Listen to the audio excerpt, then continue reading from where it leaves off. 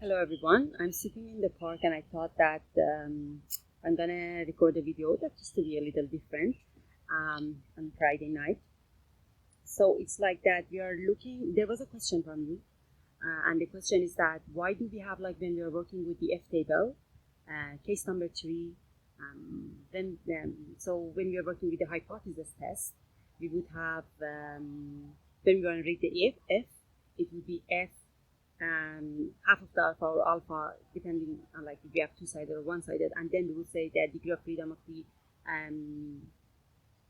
numerator, and then degree of freedom of the denominator, right? So, and when we are working with the confidence interval is different. So we are switching. So the reason behind it is very interesting. So I thought that maybe you would become excited like me if I show you.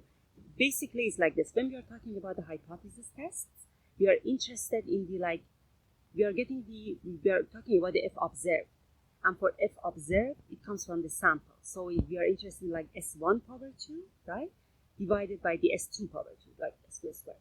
But then we are talking about the confidence interval. Our parameter of interest comes from the population. So the population was like sigma power 2 over like sigma 1 power 2 or over sigma 2 power 2.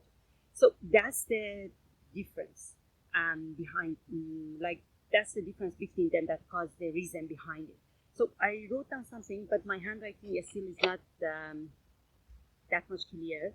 I can show it to you here. It's like that. So it's like I wrote down, like, for these two, like hypothesis and the confidence interval. So one of them is like the S for the hypothesis, and for the confidence interval is Z. For the confidence interval is sigma. Yeah, so when the population, want to interpret something for the population when we are talking about the confidence interval. So the original equation of the F, let's recall it. So it was like that. We would say F is equal to the, like, S, like S2, let's say, square over sigma 2 square, and then that was the numerator. For the denominator, we would say that S1 square divided by the sigma 1 square. So here you can see that. So this is the original equation of F.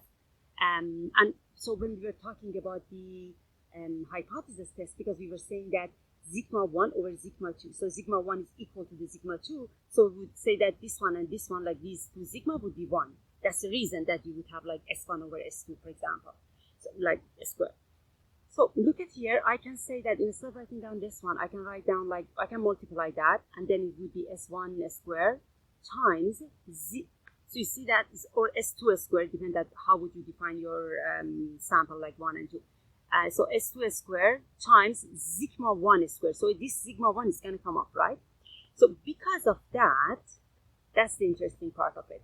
So because of that, when we are talking about the writing down, reading from the table, so it's going to switch. When we have it for the hypothesis, I wrote down here, so for hypothesis testing, we look for the, like, F at the half of the alpha, and then degree of freedom of the numerator, and the degree of freedom of the denominator. So when we are looking for the other one, the confidence interval, it's gonna be reversed. Like, we're gonna because it's like that, the one that is in denominator is gonna come up.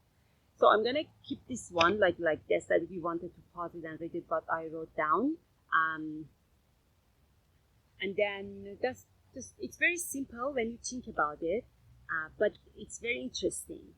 Yeah, just if you think a little deeper into that, it's like that. Okay, so because the F equation, the original F equation that we are working with, that because of that original equation, which was like in the numerator and denominator, we had the S and sigma.